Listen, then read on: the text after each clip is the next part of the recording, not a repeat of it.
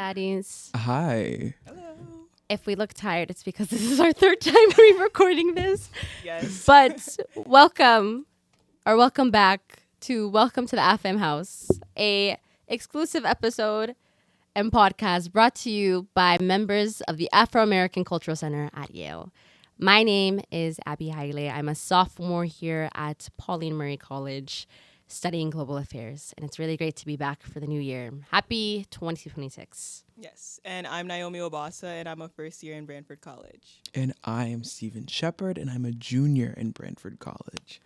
And today, as I said, Happy New Year. And Happy New Year's means happy new beginnings. Trust. And new beginnings means writing your story for 2026. And what better way to do that than with a vision board. So we already kind of started because, like I said, third time recording. But we're going to be walking you through what a vision board is, why vision boards are important, why you should be doing vision boards in 2026, and how literally you can change your life with just a simple piece of paper, either here on Canva or wherever you make your vision boards, and really just taking agency and control over your dream life. So we're going to get into it, the nitty gritties, while we make our own vision boards. I mean, Right. I've already made mine. Steven, you've already made yours. Yeah. Naomi, I haven't made mine yet. yes. But we haven't made them like all together physically. So we're going to Yeah. be making new ones. Yeah. I think you can do it like as many times as you want. I think it's a beautiful practice to do for visualization, for peace, for just keeping calm, cool, collective, and Right. such. So my first thing is, what is a vision board for those who have no idea about this world? I would say it's physical representation of my manifestations for the year. Like things I really want to bring into my year, into my life, or things I want to maintain and upkeep in my life. So I definitely think it's like physical representation of my manifestations for the year. Period. For me, I think vision boards really just give me a time to reflect on the year that I just had and like to sit down with my thoughts. I think that's something I struggle with a lot as someone who just kind of keeps moving and moving through the motions. But you get to kind of sit down with your thoughts, sit down with what you've done for the year, look back about all the highs you've had, all the lows you've had, and really get real with yourself about, okay, how am I going to make this year even better than the one I just had? And I think having a vision board is just a really real physical, if you do the physical type, or even just something to look at, that is like a physical manifestation of all the things that I want to be and the person I want to become in this upcoming year. So it's just really a time to kind of, for me, literally draw a storyboard of my dream life for this coming year. Yeah. So for me, I feel like I'm more of a type A person. So I definitely like to plan, I like to plot and like kind of like cultivate what I want to do, whether it's for the week, for the day, or now for the year. So I feel like creating a vision board is kind of just being very intentional about what you want for the year and like being able to see it and making it like your lock screen or your wallpaper or even like having a physical one that you can put on your wall is just this constant reminder of like what you need to do and like that you need to accomplish it.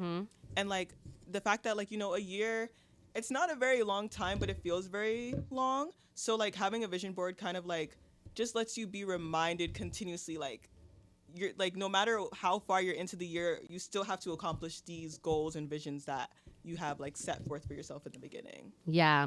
I saw this like pin on Pinterest when I was at the gym actually today, and it really stuck with me about how like January is really just a time of, renewal and like setting yourself up to have a great life in this coming year, and how like each month really represents something different. And I really think, a lot of people might use January as a time to set resolutions that probably end up breaking because they haven't had any type of grounding practice to kind of like situate themselves within their goals or like what they want to do. And I think vision boards are really designed to prevent like that kind of fragmentation of, okay, like I said, this resolution and then within 10 days I break it kind of thing. So yeah, it's just like a very great way to be intentional about your life. And we're going to show you guys how we do that. So right now I'm already starting with like writing my name and I guess kind of claiming this vision. But Stephen, do you want to talk about how you made yours this year? Because you were saying how you kind of had like an Aquarius kind of season going on. Yeah. So I think I don't know specifically what it is on the off the top of my head, but I think that like horoscope wise, we're in the age of Aquarius, and I was born in January, and I'm an Aquarius. So I think I really want to lean into that, which is definitely almost like a sign of like horoscope psychosis, but we're gonna stick with it. So I have an overall blue idea going on, even though like I don't know if Aquarius fully represents blue, the color blue, but aside from that, in like the centerpiece of my vision board, I have a logo or an emblem of Aphrodite, which kind of represents maybe like a year of love and like really wanting to focus on the love of life, the love of the people around me, and an output of love. Just, I don't know. I felt like last semester I had a healthy level and amount of love around me, and I really want to focus on that because it's something that I really like. I prayed for, definitely during sophomore year, because sophomore year was kind of like, she was a journey.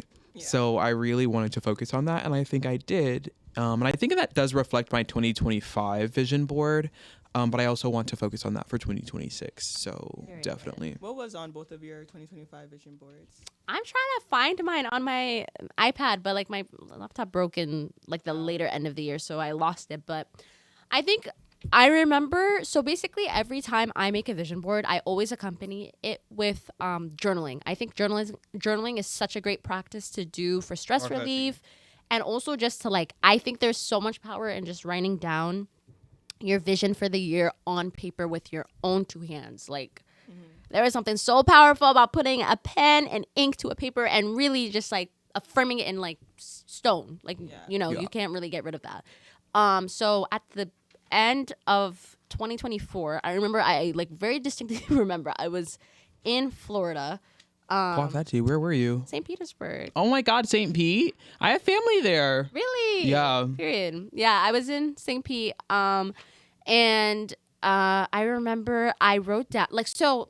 Here's the thing though about vision boards is, I think there's always an expectation that like you're gonna accomplish everything on your vision board. You probably won't. I didn't, but like I think some of the lack of accomplishment I had was either because I didn't initiate doing those things that I put on my vision board. Like honestly, at the end of the day, your vision board can only steer you in the right direction, but you have to row the boat kind of thing. Or you put things on your vision board that are just truly not meant for you and you just don't know yet. So I remember I wrote down a couple of things. I think I wrote down that I wanted to still, so I was at the time I was in a relationship and I wanted to still be in that relationship. That relationship did not last. Prayers. But I think like that not lasting was actually in my best interest because I actually grew a lot as a person afterwards and I got to really find myself and whatnot. But like other things, like I remember I wrote down I wanted to travel to 5 countries. It was very outlandish, and at the time I was like, oh my God, like I don't think I'll do it, but I did. I went to 5 countries. Oh, period. Where? Yeah. Kenya, Tanzania, South Africa, Mexico, and Canada. So I was really happy to do those, but like I think don't limit yourself in like what you can and can't accomplish, but also don't be disappointed if not everything on your vision board doesn't happen, because sometimes it's not meant to happen because it's not for you. Yeah. I feel like last year, like I went into last year with like hopes, but I don't feel like I went into last year with like a vision. I feel like when I was a senior in high school, I was filled with so much doubt and fear because I was like, oh my God, I'm not going to get into college. I'm going to disappoint everybody in my family. And I was just so scared, which was like crazy looking back because I literally got into like most of the schools, like every school that I applied to except one. So I was just delusional. And like now I'm here at Yale. And like last year was just such a year of transition for me. And like if you guys watched the last podcast episode, you can hear a little bit more about my experience, about like the transition for me. But I don't know, like I feel like this year, now that like I'm in college and I know that like I'm actually capable, I want to like actually have visions rather than hopes and then like not believing that they're actually possible. So that's kind of like my vision for this year, like actually pursuing things and like believing that I have the capabilities to achieve them. I genuinely think the most successful people that exist in this world, the people who have really lived their lives properly and well, are those that have been the most insane about their lives, or like seemingly insane about thinking about what they can achieve. I think there's something really interesting about how your mindset can really dictate how you live your life. For me, something I am trying to invite more this year is not being so closed-minded or worrying about how things are going to happen. That's something actually I do for my vision board. I don't think you really need to be practical with what you're asking God, the universe, or really whatever you believe in is going to be the driving force of the things on your vision board and like in making those things happen. I think really you just have to think about what's in this world. If I could have the best life ever, what would I have in this world, and how would those things make me feel? And it's not really up to you to figuring out, okay, how is this going to happen? Because as long as you put it onto paper and you say, this is what's going to happen to me and this is what I want, it will happen. If it's for you, it will happen. So yeah, I don't know if you have anything to say on that, Stephen, but. So I have my vision board, and I think for me more specifically, some of the things that stand out to me are like definitely want to take care of my hair a little bit more. Gym, which is like a normal thing. I don't know. I have two things of Sonder, like the definition of Sonder, and then a tattoo of Sonder on here. I don't have I wasn't looking to get a tattoo, but I just kind of wanted to like maybe put that in my head a little bit more. The idea that everyone's lives are more complicated than we, would think. And to give everyone grace, because I really believe in giving people grace when I can, and like when I focus on that. Definitely playing guitar a little bit more. And that's pretty much it. Like everything else is just like calm representation, like candles by dinner, like a dinner table. I wanted a very calm year, I feel like, for 2025. I feel like everything else was very tumultuous. So I think that like for 2025, I needed to be calm and to breathe and to not be so anxious. Because like you said, Naomi, I think coming from high school to such a fast-paced environment here, at least for me, it was like a full sprint. It was a full sprint, and I needed to breathe sophomore year a little bit more, I feel. Yeah. I feel like, yeah. I think I've been seeing this going around in like the wellness community this year of like having a calm, regulated nervous system. I don't know if you guys have heard about that, but I do think that's just something that's such a privilege. And often glanced over is just being able to wake up every day and not have something heavy on your chest, or not be anxious about something, or just be worrying. I feel like we're just like kind of told to always be on edge, to always be ready to pounce or to defend ourselves or whatever it may be, and we just live a life that's constantly on edge. So I do resonate with that and trying to just be more calm and I don't know, less anxious. I know you said you were a type A girl. Like, do you? I feel like my type A-ness is like the reason why I'm always really anxious all the time. Yeah, me too. Something that I also have been seeing going around this year is like this one girl on TikTok is trying to get rejected 1,000 times, and I feel like I kind of want to do that this year because like I feel like we do that at Yale anyway, I mean, though. yeah, but like Yale loves to reject, but like right? like they also like I don't know, it's kind of like building my resilience in a way, and I feel like this year like early in the year I was kind of like sad like why are all these clubs rejecting me, but now I'm like wait. I'm trying. And like if I get rejected 1,000 times, that means I'm gonna get accepted at least like a couple times, and that means I'm trying hard enough. Yeah. And I feel like that's kind of how life is though. Like you get 1,000 rejections, then you get 2 really good ones. Yeah. You really only need one though. Like at the end of the day, you could have like 5 million people tell you no or whatever, but like like again, not to reiterate myself to be redundant, but like if it was for you, it would never pass you or would never brush you by.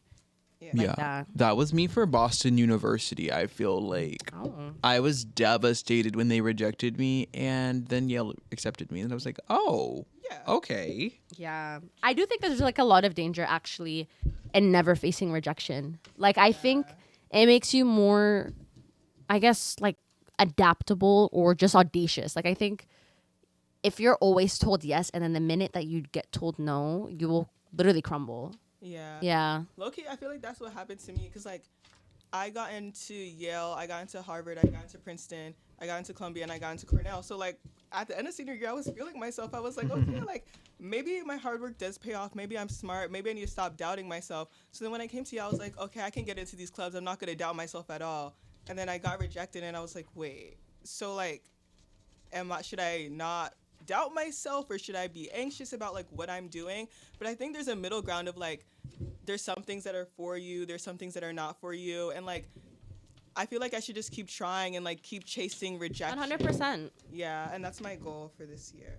I also feel like when it comes to at least like the culture of like getting rejected from clubs and stuff, like a lot of times you always think that the reason why you got rejected was because there's something missing in you, or like you're just not qualified. But like genuinely, it could just be that this was just something in your path, in your life path, whatever is leading you. Like if that rejection could have prevented you, or could have led you to finding a different club that actually opened you up to a whole different career path that you didn't even know you wanted to do, and then that's like kind of what you end up doing in life. Like I think in a lot of ways, like we can find gratitude and find grounding in being grateful for opportunities that pass us, because that can just be divine protection.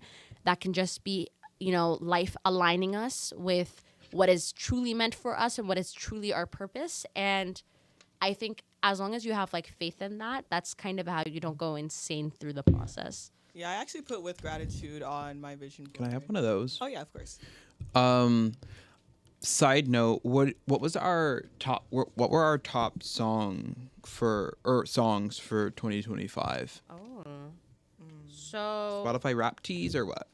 So actually, so this is like a whole side note, but on Ghanaian / Nigerian TikTok, there's a song called Over by R2Bs. Please include it here. I love that song so much. And I want to just say here that I have streamed that song in 2026 or 2025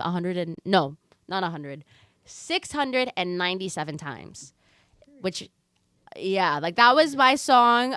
I found it before everyone else, and I just want to take pride in that, because oh my god, that was my song. I think it just like it's a breakup song, a very melancholic, high life tuned breakup song, but Right. yeah, I just found a lot of meaning and sentiment in that. So my top artist was Ethel Cain. I feel like her songs are really long, but her music really calms me. So whenever I'm at home, or back at home, I do this thing. I take a shower in the dark and I just fill the room with sound. Oh. And it like really makes me center in like my physical being and my physical self. So I feel like, imagine like a large shower, hot steam going, lights are off, so you can't really see anything, and you're just surrounded by the sound of whatever song you're blasting. And I feel like that's kind of what her music represents, is like just full of life and just continuance. And it's not really heavily focused all the time on the lyrics. It's really about the musicality. And I think that for me is really refreshing. She can be a little depressing sometimes though. But that was definitely my top artist. Another one was C Rose, and I would probably maybe say that like C Rose is kind of like a baby version of her and Phoebe Bridgers if they had a child. And I'm actually going to see her tomorrow in New York. So I'm actually going to see him in New York tomorrow. So really excited about that. Yeah. What about you? It was SZA, because like SZA's just so relatable. Period. And also her first album. But very delusional. Oh. She's very We're delusional. accepting delusional. Put that down. She's one of those deluded friends where it's like, girl, no shade. Like, this is a little crazy. But like, okay, maybe not delusional in a sense, because I think she's just maybe not delusional, but I think The SZA stands are gonna get me, but I love her too. She was my third artist for the year, but no shade. She's delusional. Like, some of her lyrics are just like, oh, you need to stop. Like, do never contact that man again. And I know you're going to contact him again. That's you. I feel like there's another word for that. Like, I'm trying to like. But like, if we're talking about vision boards and like just like having a vision, we could talk about SZA's grandma and like How Period. I do think though, SZA's like a great example of how you shouldn't be this year in the sense of like, No, like if you're young, you can. Like take some time to be young and be deluded, but towards a certain age, like once you hit that 20 mark and 21, it's time to start maturing those frontal lobes because you cannot be a bird brain all your life. Like but I do think like with SZA and like, I don't know, at least SOS, I just like, I think you have to, I think acceptance is what we should Yes. learn from her album. SOS was really good in form of acceptance and like really healing and moving Yeah. on. A couple of them on there though, it's like Yeah. okay. Well, no, because I think I actually I actually did resonate with her a little bit in 2025 in the sense of like when you find yourself in a situation where like you're parted from something, whether it be, you know, Me in a breakup, girl, no shade. She helped me get over it though. yeah, no, she helped me get over mine too. But like in the sense of, you know, you think like this person or this thing or whatever it is like you're forever, you're supposed to be with them forever, and then like boom, like it shatters, it breaks, whatever. For me personally, I think like, I don't know about you guys, but like once cut. Yeah, I will. Once.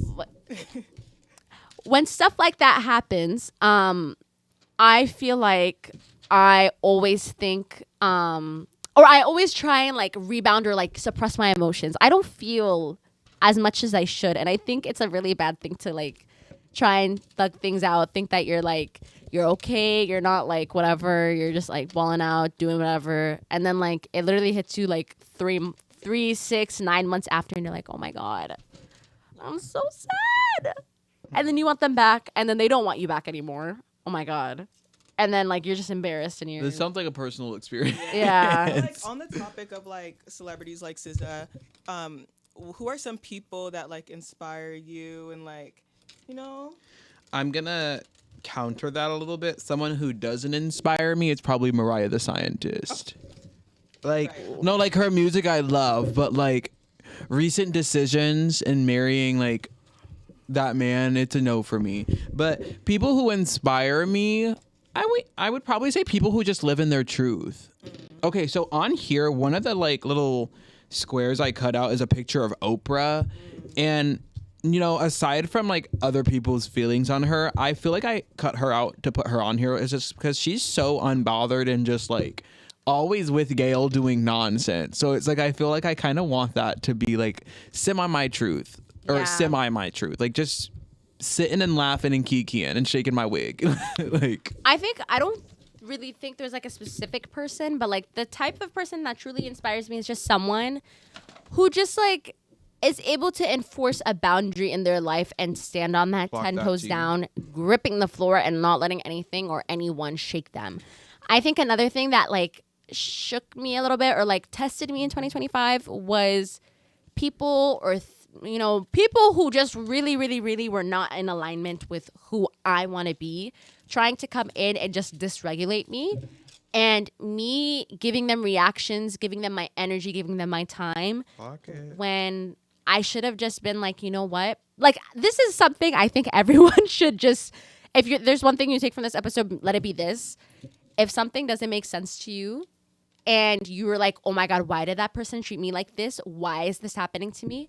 And it doesn't make sense, let it not make sense and just move on. There's no... accept that. Accept it. Accept that it won't move on. Accept it for what it is, because people Yeah. really know what they do. Like People we do. always know what we're doing. So like, Yeah. Like if I think I found myself in several situations last semester even specifically on this campus where I was having interactions with people and I was just like, why is this person treating me like this? It was just in such like a way where I'm like, you know, and then when I would try and confront them or like whatever, I would come with such a charge where a lot of my emotions were there because I was just very upset and I was just really frustrated with the entire situation. And they were not receiving my upset and my frustration. And it was just this back and forth of, you're treating me in a weird way. I know you're treating me in a weird way. You're treating me in a weird way. You're not accepting that. And at a certain point, you just have to let it go for what it is and not worry about the why.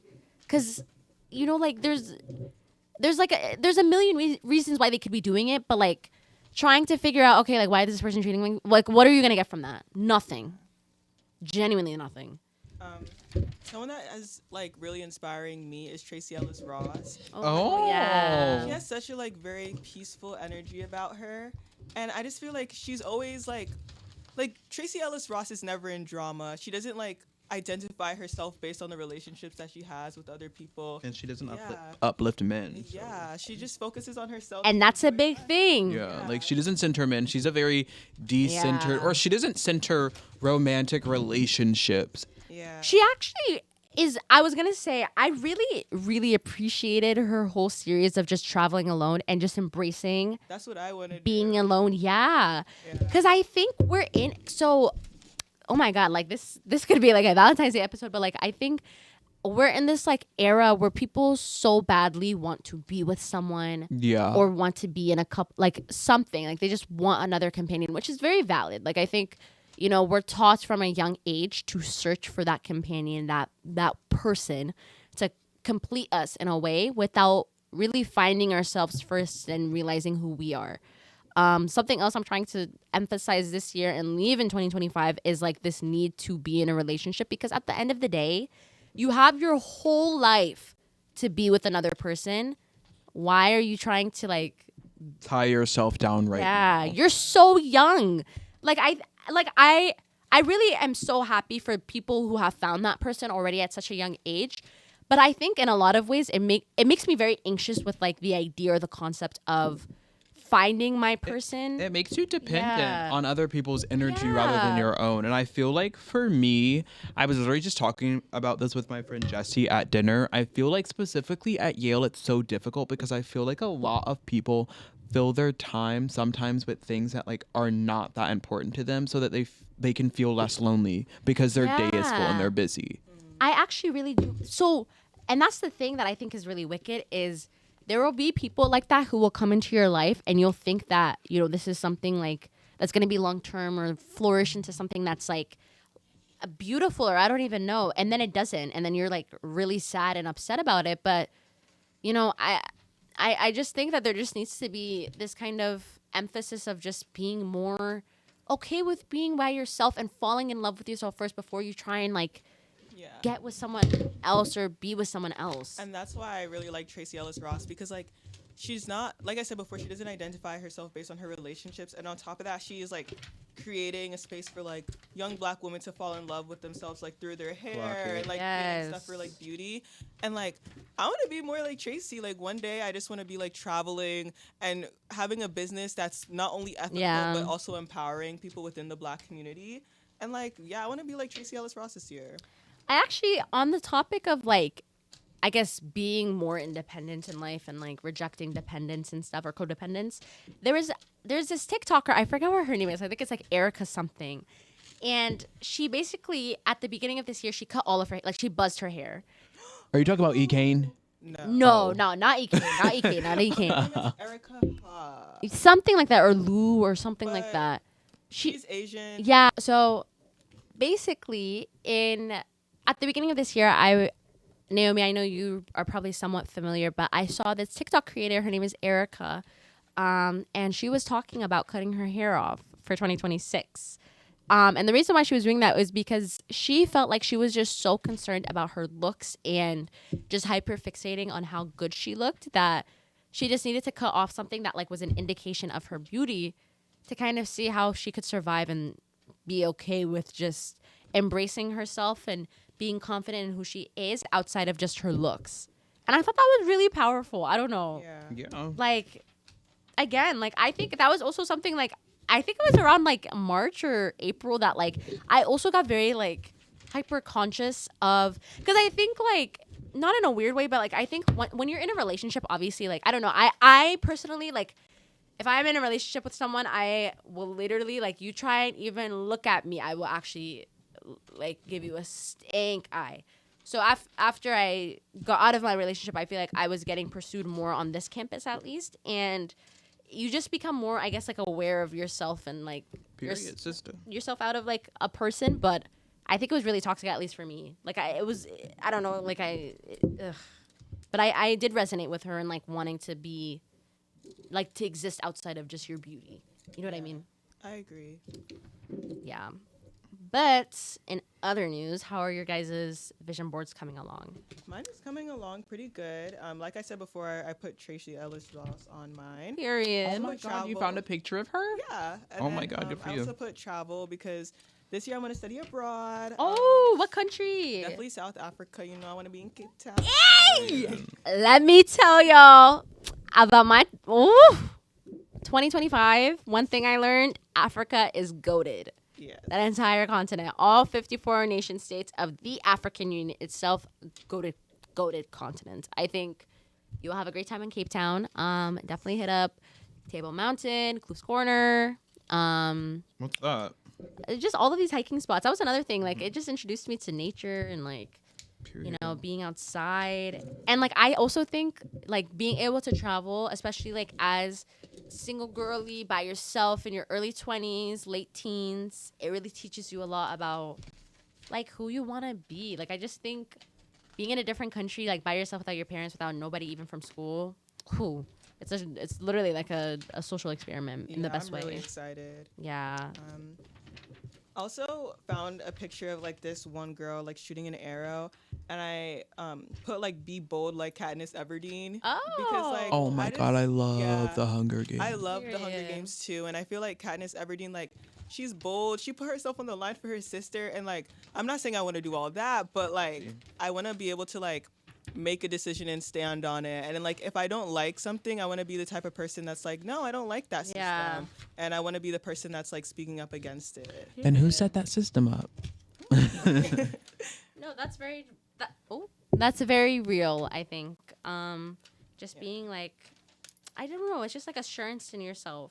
Yeah. It's just like a feeling, a intention for 2025. And on the topic of intentions, I think something else I try to do with my vision boards is like do one word of intention, or like the person who I want to be if I was like my dream self. What would you guys say is like that intention for yourselves? Like my dream self? Like if there was one word to describe the way in which you would intend to live your life as like your dream self, what would that word be? Happy. Happy. I really want to be happy and like not like I want to maintain a level of like happiness. Like I really don't think I want a hard life.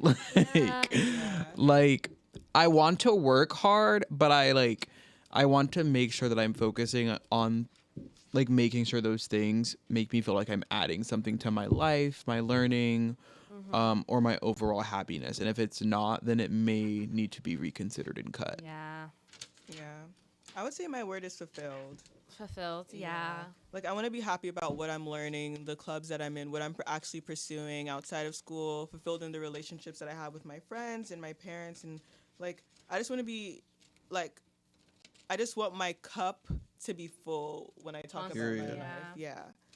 I feel like for me, if I had one word, it would be abundance, or abundance of some way. Like I think I want to just be this magnet that just attracts good and positive energy into my life. And I think in order to do that, I just have to be a more positive and happy and just gracious person.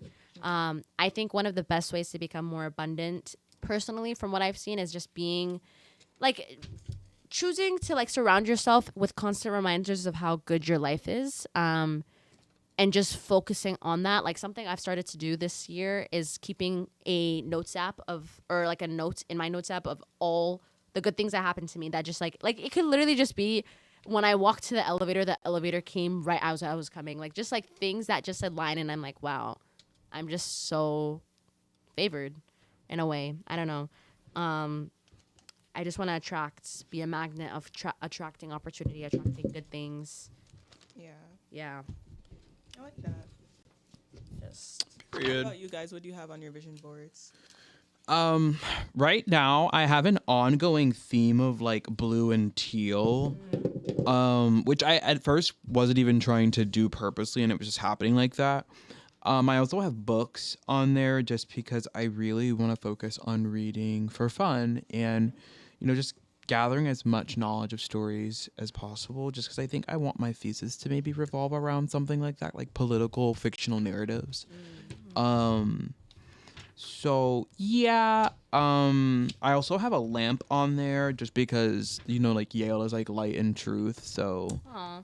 I live for that a little bit. A rug for rest. Again, a mirror just because I want to like be more in tune with myself and my thoughts and my thinking and the way I feel and being okay with that. Yeah.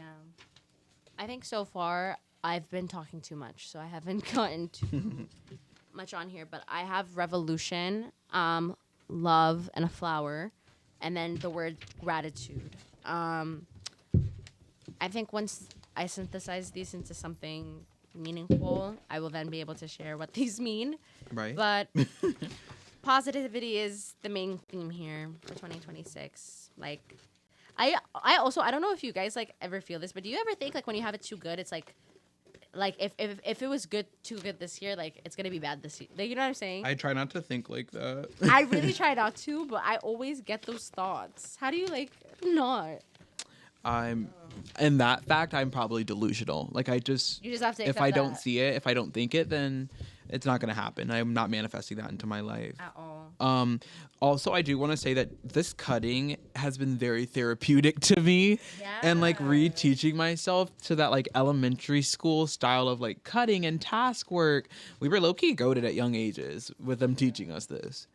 That makes me think about how I definitely, after meeting my friend Malcolm, want to enroll my future kids, into like a Montessori school. I knew you were about to say that. Was he in that? Yeah. Oh my He's God. very crafty. That's so good. I've just stopped talking about him. No, he seems like a great Him and friend. Jesse are like in my head always. For life. For life. Oh, God. It'll be a great year, though. Yeah. Like, Right? but I just, like, I need January to end so that, like, this, like, pressure of, like... This is my favorite month. Well, it's because you were born that's in right. January. But For everyone else, this is, like, the month that literally never ends. Like, I literally Really? think I've been stuck in January for, like, 5 years. Yeah, watch. What is your favorite like period of the year? Oh, my God. I have to say fall. I was born there, I was born then, #Scorpio baby. But I do think like the beginning of the semester, fall semester is always so tea. Like the functions, the things to do. Like for example, I was literally talking with my friends today about like the fall festival, and I feel like that's such like an underrated aspect of like fall semester. The fact that like Yale will literally like put together like this whole festival on Old Campus with all of these fall foods and decorations and stuff. And me as just someone who loves fall, I always go literally nuts over it. Like I don't think I could ever give up my full meal plan That's amazing. just because of the fall festival. It gives me so much joy, genuinely.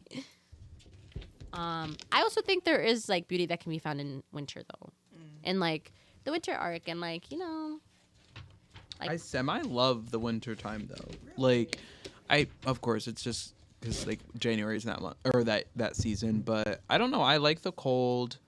I like the dryness. Yeah. I don't know. I like the winter time more than any other season. Definitely. Yeah. Yeah, I love the summer. I hate the cold with the burning passion. Like, I feel like in the winter I don't really like to go out that much because it's really cold. But Yeah. in the summer, like, I feel like I look better. Like my melanin is coming out. Right. The sun is shining. Yeah. And I feel like because I grew up on Long Island, we have more like beaches, but like you can't go to the beach in the winter, and like I feel like You can barely go in the summertime. No shade. The water's so cold up But north. like, it depends Yeah. when you go, I guess. Cape like- Cod was cute-ish. Yeah. And Ish. also, I feel like I just am able to spend more time with my friends and like do more things that I like because I am on summer break. And like now that I'm at Yale, my summers are going to be filled with like internships about like the jobs that I actually want to get in the future and study abroad. So I feel like I just have to look forward to summer. Like summer is just the best time. Summer is like summer is just beautiful, but I also think, at least for me last summer, it was weird because like I feel like there's like a dichotomy that exists between like my personality and my life here at Yale and then my life when I go home. And I think last summer was really difficult for me before I left for South Africa because I literally didn't know how to exist in a space that like I felt like I had outgrown so much. Like I think coming back, especially after spring break, because I do think my spring break trip with the Yale African Union, we went to Kenya and Tanzania, and it was amazing. But like I think it was really life changing for me in a lot of ways, and it like opened me up to like, wow, like this is a life I really could consider myself or like I consider living. But like when I came back, I just felt really out of place where I live or like where my family is. Like I love my family and I loved being with them, but I hated being home. Like I was actually like my parents were literally like so concerned for me, and they were like, "Are you okay?" Because I just looked so sad all the time, and I just really like missed. Yeah. I'm sorry. Yeah, I'm happy you expressed that. Like I'm happy you felt comfortable expressing that. I feel like that's a common thing that like after I don't know Yeah. experiencing such a paced life full of just like things that you're doing that are meaningful every day.